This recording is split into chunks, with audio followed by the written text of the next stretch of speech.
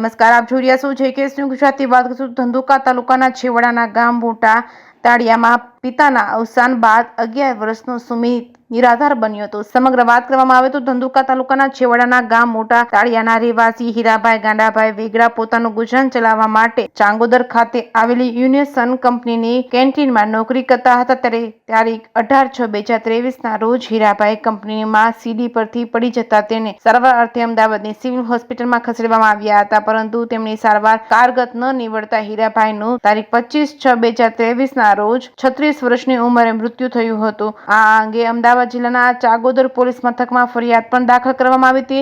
આ અંગે જો વાત કરવામાં આવે તો હાલમાં મૃતકનો 11 વર્ષનો દીકરો સુમિત અને તેમની વૃદ્ધ દાદીમાં સાથે રહીને ગામની પ્રાથમિક શાળામાં ધોરણ 6માં અભ્યાસ કરે છે. સુમિતના માતા પિતા બંનેનું દુઃખદ અવસાન થવાથી તે હાલ નિરાધાર છે. હાલમાં સુમિત વૃદ્ધ દાદીમાં સાથે રહી પોતાની જિંદગી ગુજારી રહ્યો છે. ત્યારે તેની દાદીમાં જીતુબેનની ઉંમર 73 વર્ષથી વધારે હોવાથી તે પણ મજૂરી કામ માટે જઈ શકે તેમ નથી. ત્યારે સુમિત અને તેમની વૃદ્ધ દાદીમાં કંપની સામે કામદાર વળતર અધિનિયમ હેઠળ વળતર મેળવવા લેબર કોર્ટમાં દાવો કરેલ છે. તેમ છતાં આજ દિન સુધી કોર્ટ દ્વારા કંપની દ્વારા મૃતકના વારસદારોને એક પણ રૂપિયાનું વળતર આપવામાં આવ્યું નથી. તેથી હાલના આ મોંઘવારીના સમયમાં તેમને જીવન જીવવું ખૂબ જ કઠિન બન્યું છે. તેથી વહેલી તકે સુમિત અને તેની વૃદ્ધ દાદીને કોર્ટ અને કંપની સામે વળતરની માંગ ઝંખી રહ્યા છે. JKS ન્યૂઝ ગુજરાતી સાથે મહેશ ઉતેરિયા, સુરેન્દ્રનગર.